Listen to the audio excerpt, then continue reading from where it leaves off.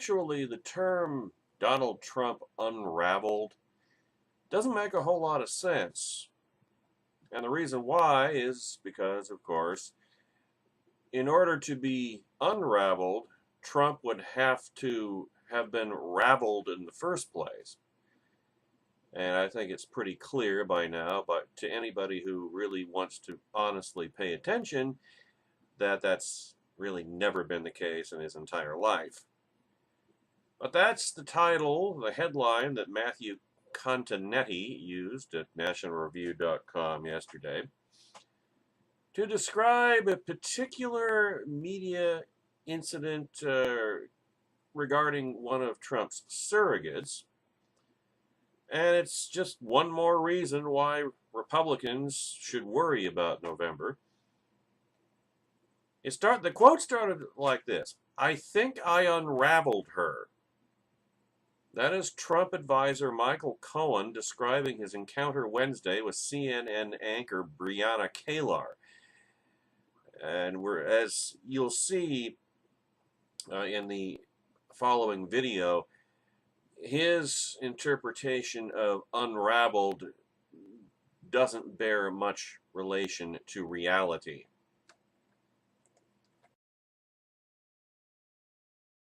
This change, this shakeup, is this a sign that Donald Trump... I got to stop you for 1 second, because there's no shakeup. I mean, look at the words that you use and you blast at the bottom in your banner. Shakeup, overhaul, dramatic, desperate measures. There are no desperate measures. You just literally read the memo that you received that Paul Manafort sent out stating he's not going anywhere. The campaign is on its way to victory, and yet you still use these ridiculous words in order to incite something. I mean, please understand that nobody's buying into this anymore. It started out, I don't know if you think it was funny, but these terms are not indicative of what's going on at the campaign. All that Mr. Trump has done is he has added to the existing group of winners that he has hired for the campaign, which is still hundreds and hundreds and hundreds of people less than the number of people that the Clinton campaign. So if Hillary Clinton brought somebody in, are you going to use the terms overhaul, desperate measures? No. Yes. No, you haven't done it once. Okay, because not one person of the 900 people that work for her campaign, not one has left, not one has been promoted or demoted. No, at the top, actually, we have not seen that. And I will tell you, Michael, that if that happened, we would cover it like that. And you would right never now, hear about it. I mean, I disagree with you. And personally, I cover the Clinton campaign. I would be all over that. That would be a huge story. All of the banners that you see right here would be up on the television as well. All right, so if there's any one person that's watching this show today that used to be with the Clinton campaign, please call in. All right, well, let me ask you about this. So you say it's not a shakeup, but you guys are down. And it makes sense that there would... Says who? Most of them. All of them? Says who? Polls. I just told you, I answered your question. Okay. Which polls? All of them. Okay. And your question is? Okay, so my question is, I don't think it is really surprising when facing a challenge and trying to make a turnaround that there would be some, let's at least say some adjustments, okay? So I guess what my real question is here that I did not get to is, what is the point of this? If you're calling it an expansion of winners, as you put it, working on the campaign, what is it about? To what end? Well, I think bringing on somebody like Kellyanne Conway was a great move, and it was something, personally, I would have liked to have seen happen earlier, but the campaign wasn't ready for it. Now they are. I think she's a brilliant individual. I think that, she understands the data that's coming in. Look, Hillary Clinton's got 14, I think, or 13 different pollsters that are working on creating her message. So when she talks about usage of a teleprompter by Donald Trump, she would have no clue without her script writers and her teleprompter it's used in order to keep you on message, very much like you guys do on the morning when you're on television. You use teleprompters because it keeps you on your message. But these are Donald Trump's words. He's going to stay true to who he is, and he's going to end up, in all fairness, he's going to end up winning this election come November because people are seeing through the nonsense. When Breonna Taylor pointed out that Donald Trump is losing to Hillary Clinton, Cohen responded, "Says who?" And Kalar responded incredulously, polls? Most of them, all of them actually. Dead silence. It must have gone on for like 10 seconds.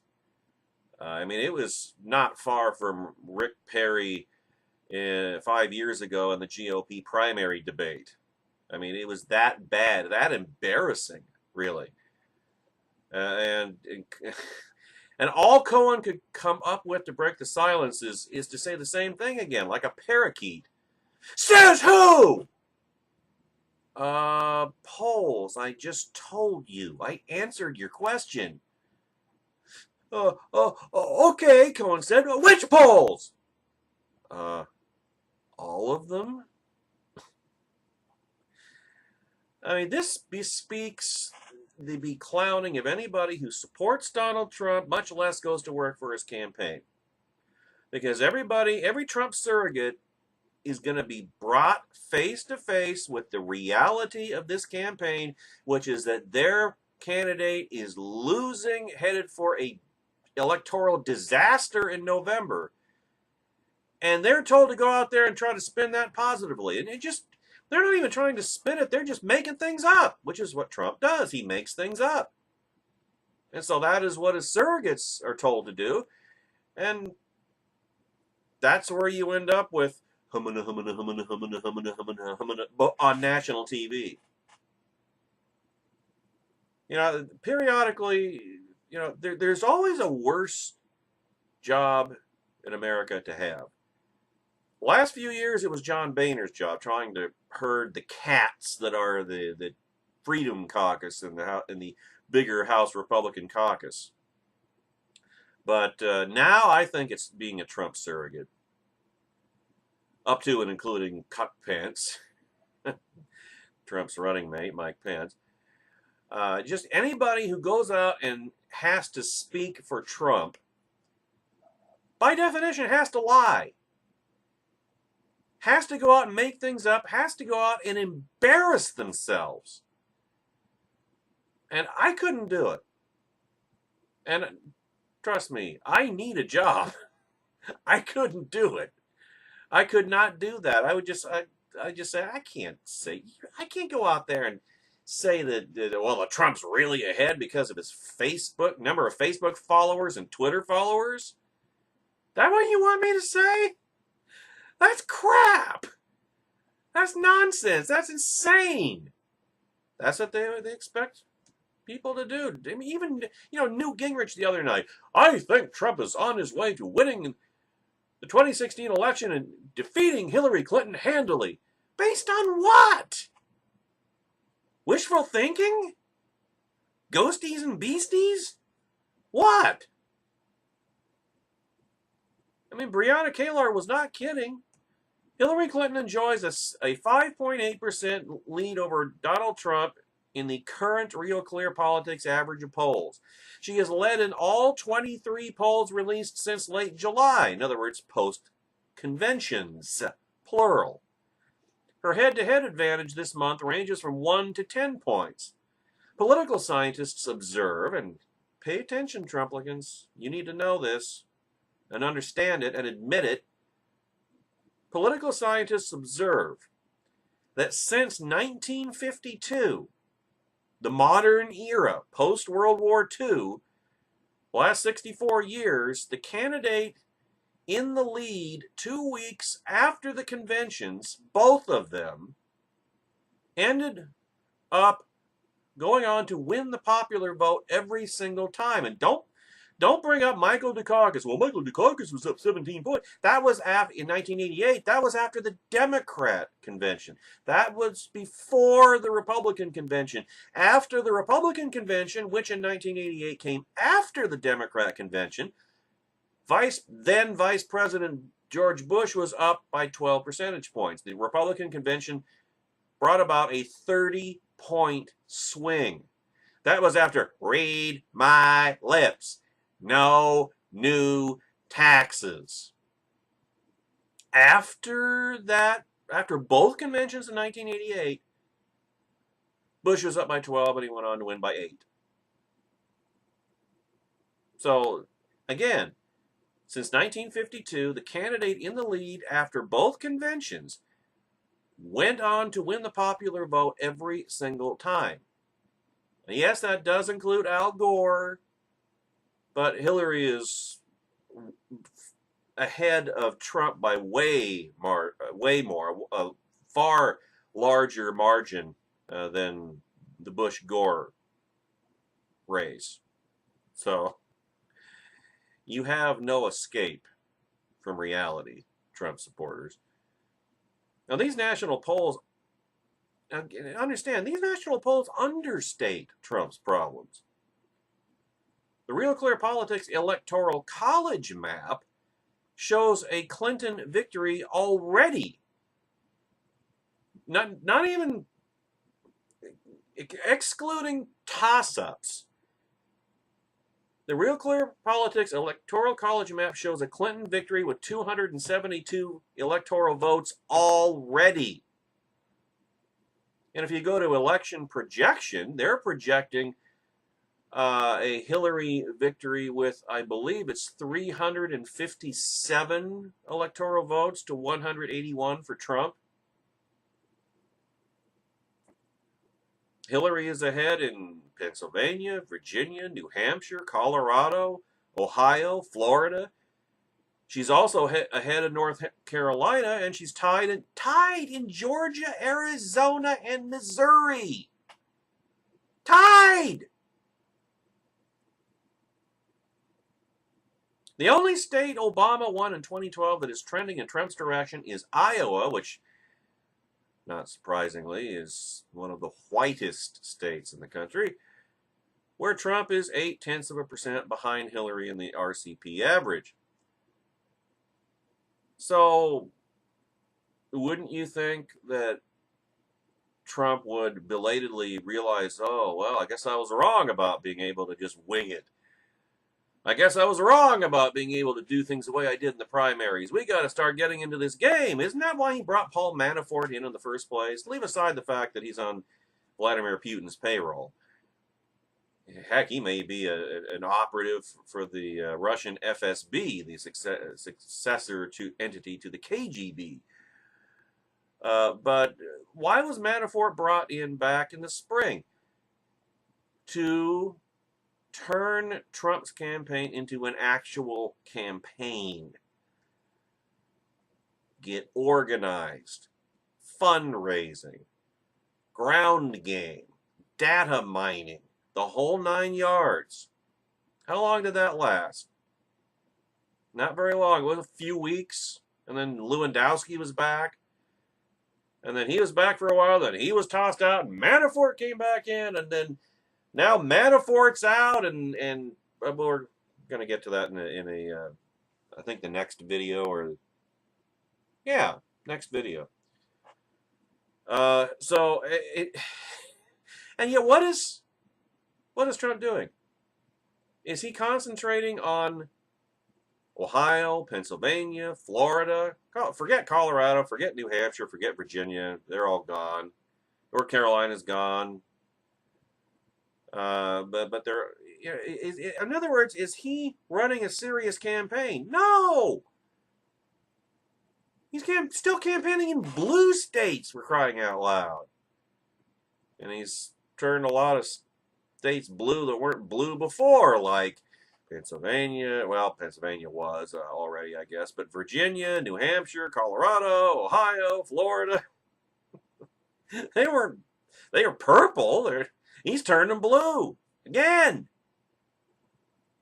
Third straight election. Presidential election, that is. See, a turnaround operation costs money. As of June 30th, Mrs. Clinton had $44 million cash on hand. Outside groups supporting her had slightly less, about $40 million. So that's $84 million cash on hand between the campaign and super PACs and the like. Trump had about half as much as the Clinton campaign did in cash on hand, about $20 million. And outside groups supporting Trump had a fraction of that, and if the number isn't actually quoted, then you can pretty much conclude it's zero, or close enough as to not be practically different from that. The new leadership at Trump Tower, the latest leadership at Trump Tower, is heralding the campaign's first TV ads. But the buy is small. I've seen numbers as low as $250,000, as much as maybe $2 or $3 million. As compared, a pittance as compared to with pro-Clinton TV spending of $93 million to date. And the value of Trump's free media, remember that $2 billion in free, fawning, idolatrous media that he got during the GOP primaries because the media was trying to shove Trump down the throats of Republicans as their party's presidential nominee, as they do or attempt to do and usually succeed in doing every 4 years? Well, not only has a lot of that free media gone away, but what free media he is getting is all negative. As we told you, Trumplicans, that this was going to be the case, you had this delusional idea that Trump knows how to work the media. Trump controls the media. No. How's that working out for you? We told you. We wanted to stop Hillary more than you did. Because we told you. Ted Cruz said it. At the end of the primaries, if Donald Trump is the nominee, Hillary Clinton's going to win by double digits. Ted Cruz. Ted Cruz, that guy that a lot of you ex-Tea Partiers used to worship. And then you betrayed him for a New York liberal Democrat because anger! To say that both Donald Trump and Hillary Clinton are unpopular, first of all, it vastly understates the reality of it.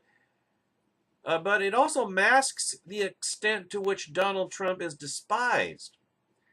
Hillary Clinton's favorable, unfavorable numbers are 42% favorable, 54% unfavorable.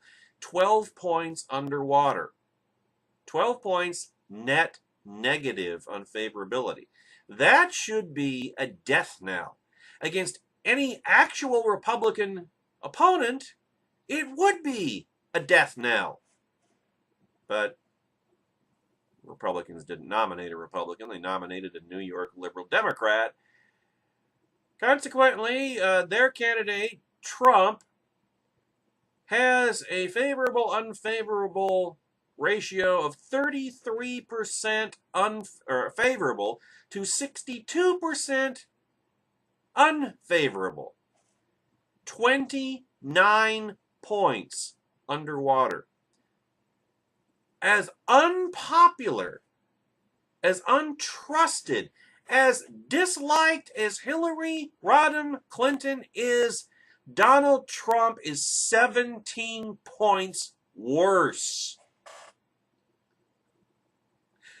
You know that saying about two natives are running from a leopard, a killer leopard? They're all the townspeople, I guess, but these two in particular. And one of them stops to put on a pair of running shoes. And his friend asks him, well, what are you doing that for? You can't outrun the leopard. And his friend with the shoes replies, I don't have to outrun the leopard. I just have to outrun you. You see how that applies here? It doesn't matter how unpopular Hillary Clinton is. Trump is way more unpopular than she is. And she's vastly unpopular. Trump is vastly worse. Hillary Clinton, 12 points underwater on favorability, and it's not even close. She's way more popular than Trump is.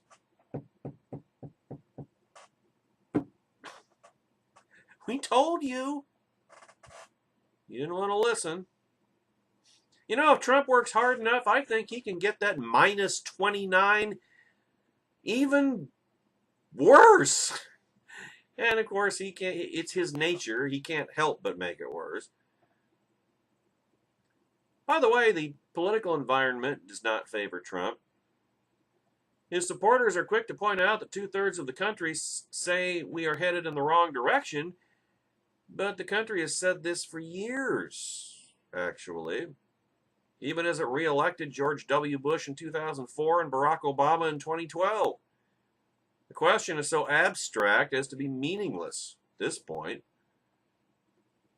And there are some concrete measures that favor the incumbent party, propelled largely by Trump. I'll guarantee you, Barack Obama's average approval rating right now at Real Clear Politics, and the Real Clear Politics polling average, 52%. And I will guarantee you that is driven by Donald Trump. All Barack Obama has to do is go out and criticize Trump, and his approval numbers go up. And Barack Obama's approval numbers should be 0. Sure, they'll never get below 40% because of tribalism, but still, 52%. A majority of Americans approve of the job that Barack Obama is doing. That in itself is a national calamity. That is, in itself, is a national death knell. And it's propelled by Donald Trump. Democrats also lead the congressional generic ballot by 3 points, which means probably not enough to take back the House, at least at this point. May get worse, but enough to narrow the gap quite a bit. Now, on August 18th, 2012, here's another thing, another datum, another piece of important data that you Trumplicans need to understand and admit and acknowledge. On August 18th, 2012, or 4 years and 3 days ago, Barack Obama held a slightly more than 3-point lead over Mitt Romney in the RCP average. Remember, Hillary Clinton has a lead over Donald Trump in the RCP average currently that is twice that size. 6 points versus 3. Obama, or put another way, Obama had, at this point, 4 years ago, Obama had half the lead over Mitt Romney that Hillary Clinton has over Donald Trump. And Obama still won. When you add money spent by outside groups, Obama and Romney were financially competitive, and Trump is nowhere near financially competitive with Hillary Clinton. Remember my video the other day on the rules strike back? You can only ignore the rules for so long. The conventional wisdom. There's a reason, usually, not always, but usually there's a reason why the conventional wisdom becomes conventional. Because it works. Because it's the truth. You can only ignore that for so long. You can only ensconce yourselves in the comforting folds of the delusion that, oh, well, with Trump, you gotta throw out the rules. No, now the rules are coming back in. And really the only thing that's different now versus before is the media is no longer helping Trump. They wanted Trump to be GOP nominee because they knew that he was the weakest candidate against Mrs. Clinton. They knew he was the only candidate that Mrs. Clinton could beat. And now that he's that candidate, they're helping Hillary, just like everybody knew they would or should have known. And you Trumplicans thought that Trump would be different. God only knows why you conned yourselves into believing that. It's like that poster in Fox Mulder's office on the X-Files. I want to believe. Trumplicans wanted to believe. And look where it's got them. Look where it's got all of us as well. If Mitt Romney, so here's the bottom line, if Mitt Romney, with all his intelligence, fluency, decency, drive, resources, victory in the first presidential debate, and, yes, conservatism. I mean, Mitt Romney was not an orthodox, ideological conservative, but he was center-right, and he's been vindicated on any number of different things over the past 4 years. So Romney's definitely way more conservative than Donald Trump ever dreamed of being. If with all those advantages, Mitt Romney was unable to overcome Barack Obama's convention bounce and a deficit to Barack Obama that was half of what Trump's is to Hillary Clinton, why would a despised ignoramus with no money, no organization, no political experience, no party unity, which he went out of his way to destroy, and of course is not a conservative, be able to overcome Mrs. Clinton's lead, which is twice what Obama had over Romney 4 years ago? I mean, does he believe more taco bowls will do the trick?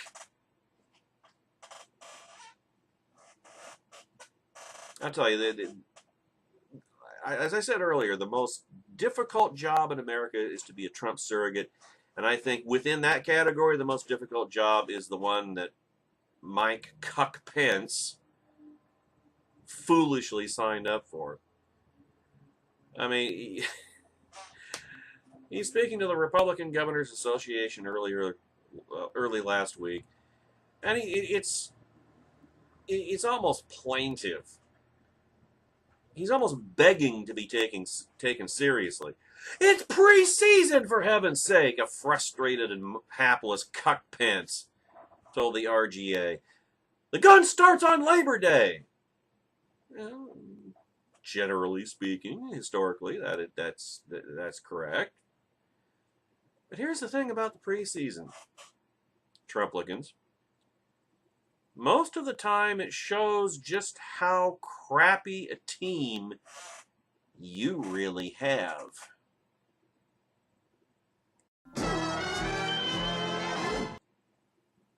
I don't know.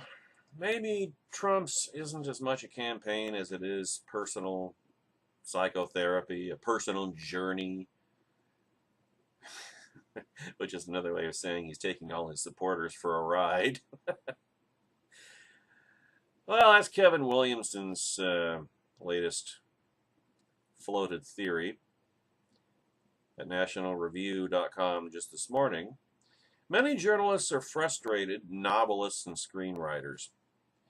Others are attracted to literary and cinematic writing for the expanded creative horizons and, of course, the possibility of a big payday, but mostly to get into the Marvel Cinematic Universe, because everybody's getting into the Marvel Cinematic Universe. Now imagine pitching Trump for president to Miramax, for example, because Marvel would never take anything that outlandish. They'd laugh you out of the office. Even for the people who brought you the oeuvre of Quentin Tarantino, From Dusk Till Dawn, and Train Spotting, some stories are just too ugly and unlikely. And besides, they already put out The Grifters. Maybe he could go for the horror genre. Might get some takers there. Now, Trump has just fired his campaign manager, Paul Manafort. Again. If recently unearthed documents are to be believed, is in the pocket of pro-Moscow oligarchs in Ukraine.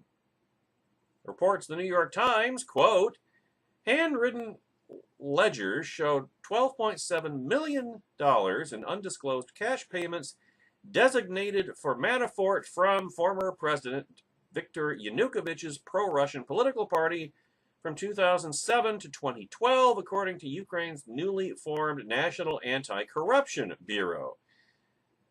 Gosh, could we use one of those things right about now?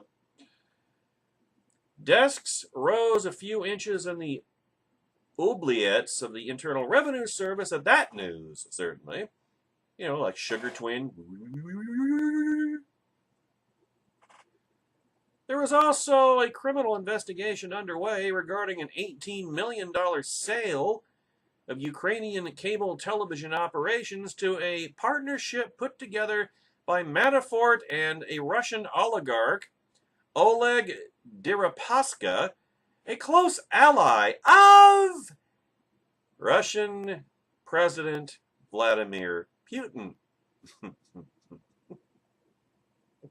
Yeah, the Trump campaign is running around saying, well, we had no idea that Manafort had ties to the Russian mob. Why, well, that's not us. Well, as soon as we found out, we got rid of him. Oh, by the way, Trump hasn't released his tax returns. Still. Oh, boy. By the way, we must be thankful to the editors of the Times for scrupulously including the middle initial V. They said President Vladimir V. Putin.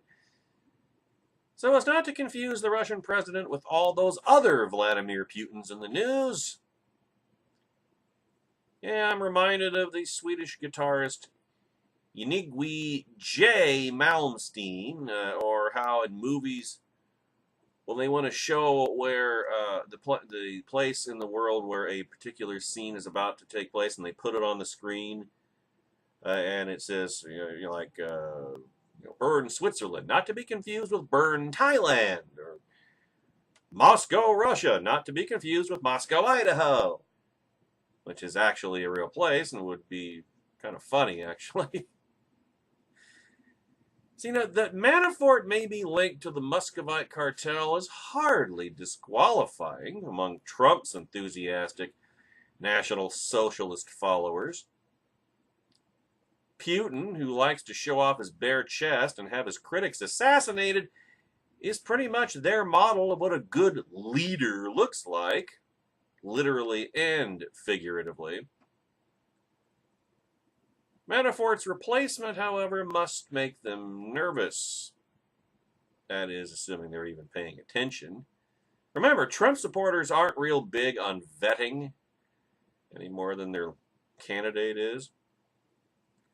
Kelly Ann Conway, another victim of Trump mania, assimilated into the Trump collective.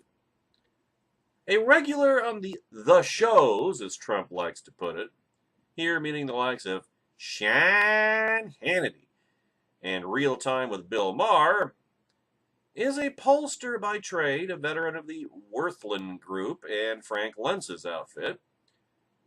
Now, Trump, and you may recall this, Trump supporters, Trump used to love to talk and tweet about the polls. Just every single day, dozens and dozens of tweets about, oh, I'm up in the polls. I'm ahead in the polls. Did you know I'm ahead in the polls? By the way, I'm ahead in the polls. This just in, I'm ahead in the polls. Well, he's been notably circumspect on the subject since they have shown Hillary Rodham Clinton beating him like a red-headed stepchild. Getting a pollster to help with your poll numbers is a little like getting a PET scan tech to treat your cancer, but Trump assures us that he hires only the best people, even if they seem to have short careers on his campaign staff. He's high maintenance, evidently. Now, Trump put himself on the political radar a year ago by making a dramatic ruckus about, a calculatedly dramatic ruckus about illegal immigration. And even if his campaign bark has been somewhat more vigorous than his policy bite, remember, Trump has long supported amnesty for illegal aliens. Even those of us who fully appreciate what a lying, disreputable, dishonest, dishonorable, unfit, vulgar, despicable, embarrassing con artist he is, Donald Trump, that is, by hammering the wishy-washy Republican Party over the head on that issue, illegal immigration, reminding it that there is a wrath worse than that of the Chamber of Commerce.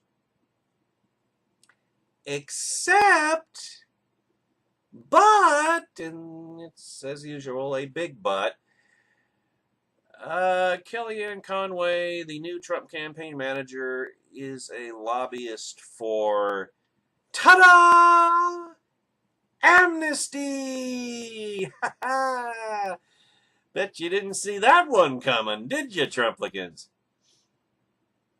Now, the Gang of Eight immigration reform bill, the millstone around Marco Rubio's 2016 presidential ambitions, should have been embraced as good electoral politics for Republicans, according to a memo Kellyanne Conway authored during that debate 3 years ago. Because, quote, most Americans don't believe deportation is a viable policy. She argued that enacting an amnesty for illegals would help Republicans with the 25% of Hispanic voters who were undecided in the next election. In other words, the very thing that drives Trumplicans into paroxysms of insane rage. And someone who lobbied for precisely that is now Trump's campaign manager. How does that feel, Trumplicans? Do you even know? Do you even realize that? Or have you deluded yourself into believing, well, that was 3 years ago. Now it's different. Yeah, your candidate's different every day. One day he says this, next day he says that. You don't seem to have a problem with that. You crapped all over Mitt Romney for his flip-flopping. You don't seem to have a problem with it anymore, now that it's your personality cult leader. Conway worked for amnesty on behalf of Facebook founder Mark Zuckerberg, which this just in, not a conservative Republican.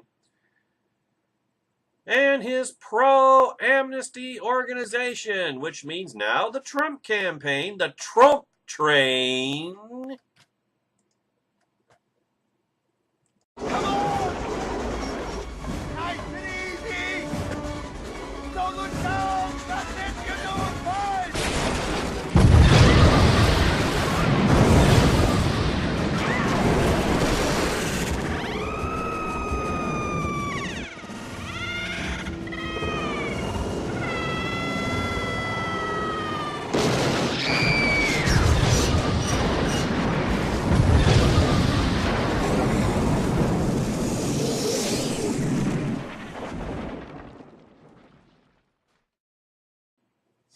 Boy, that just never gets old, does it? Yeah, that means that now the Trump campaign is a pro-amnesty organization, and every Trump supporter is supporting amnesty.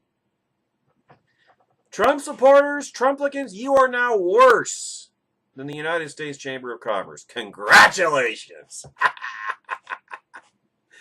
You people are such suckers. You really are. Suckers, fools, dupes, useful idiots. Oh, but pshaw! You'll all scoff. Trumplicans, that is. Conway's just a hired help. It's the man in charge who really matters. Well, the problem with that line of argument is that Conway was, if anything, a little late to the party. the amnesty party, that is.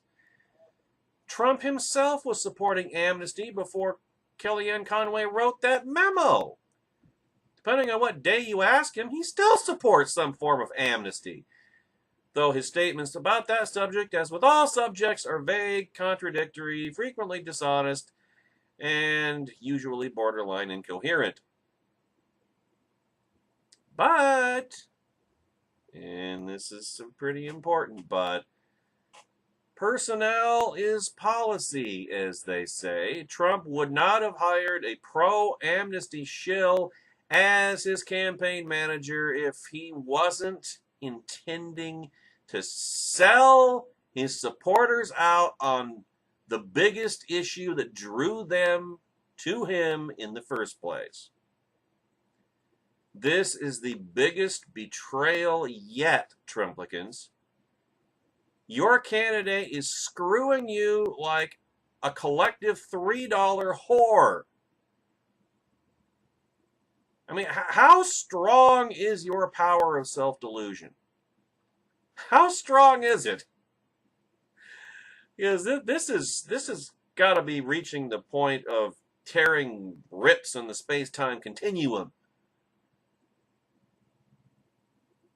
Personnel is policy. That's the fact of the matter, Trump supporters. Trump also has hired Goldman Sachs alumnus Stephen Bannon, you know, I don't know if he still is or if he's on a leave of absence from heading up Trump Bart News.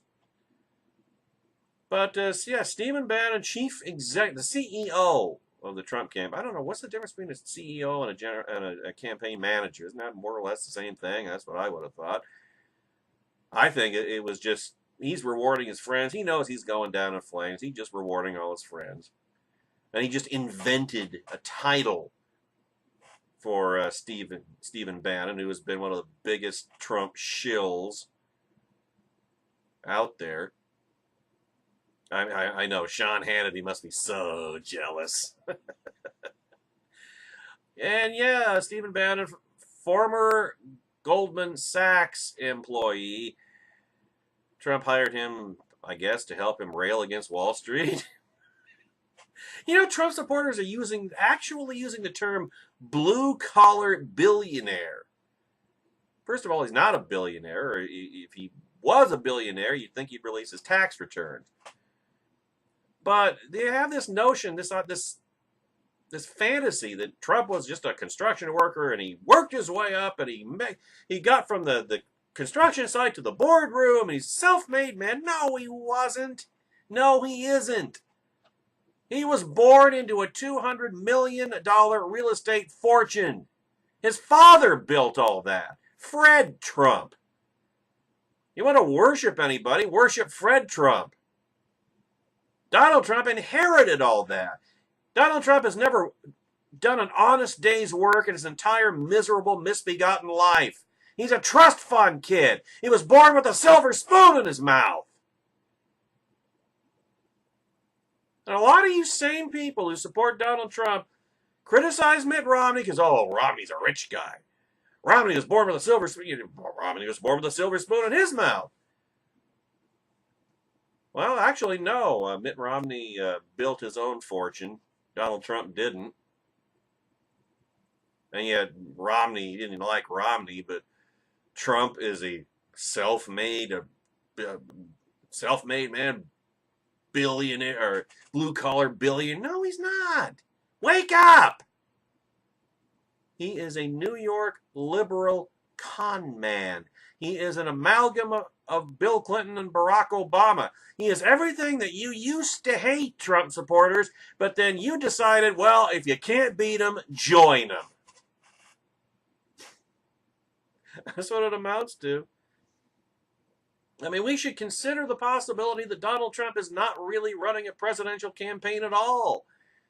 But this is not about politics, but psychotherapy. If anybody needed it more than Trump, I don't know who it is. I mean, Trump has always been a figure of fun among those whose respect he most craves. The New York business community, the editors of the New York Times, the Democrat Party. And he obviously desires to be something more than a reality television grotesque, a figure of significance. His presidential campaign is his bid for self-actualization, and it has taken along a great many gullible, credulous people. That's right, I'm looking at you, Trumplicans. And a major party for the ride. Taking them for a ride, what did I tell you?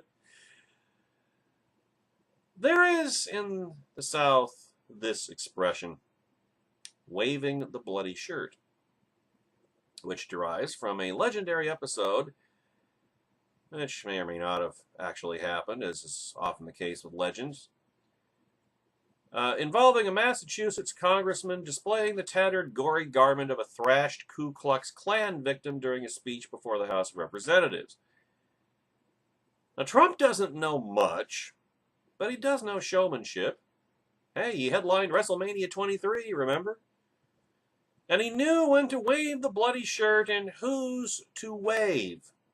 The one belonging to murder victim Kate Steinle, killed by an illegal alien in San Francisco who was a 7-time felon. Regrettably, presidencies have been built on less. But anybody, and understand this, Trumplicans, pay attention.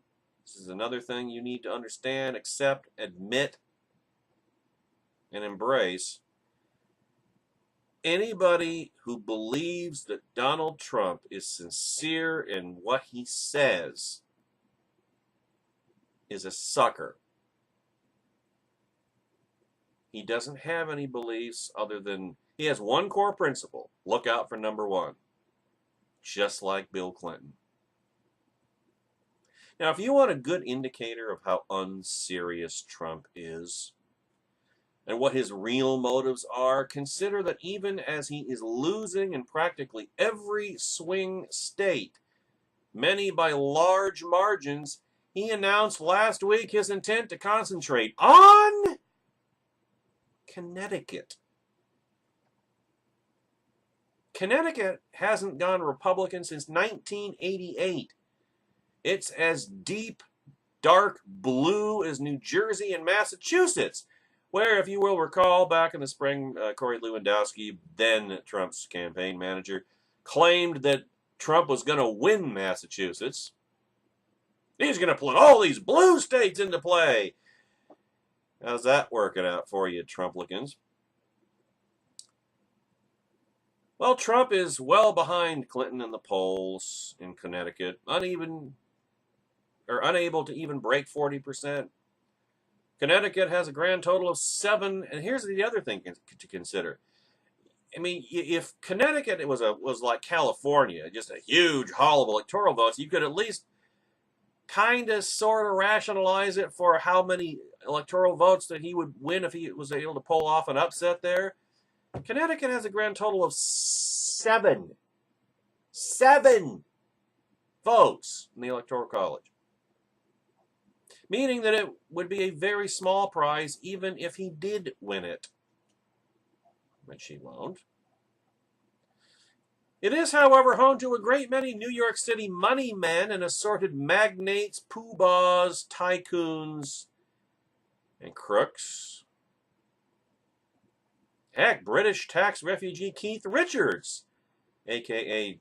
Captain Jack Sparrow's father, Captain Teague, has long lived in a quiet country home there. Oh, I guess he was in some sort of rock band or other. It's also a place where Trump can campaign and still sleep in his own gilded bed at night, and perhaps pop in for dinner at Jean Georges. Heaven forbid he actually earned the presidency. You know, a milquetoast Manhattan progressive reinvents himself as an angry National Socialist, surrounds himself with a whole Chalmers cantina worth of exotic and sundry cretins and oddities, And then, after securing the Republican nomination, refuses to run an actual presidential campaign, spending more money on payments to his own hotels than on actual politicking. According to Rebecca Cinderbrand of the Washington Post, Trump spent more on Mar-a-Lago expenses in the past month alone than on his first campaign ad buy. I tell you, I don't know what else to tell you, Trumplicans. That's a story too unlikely for Hollywood. But on Planet Trump, the truth is always stranger than fiction.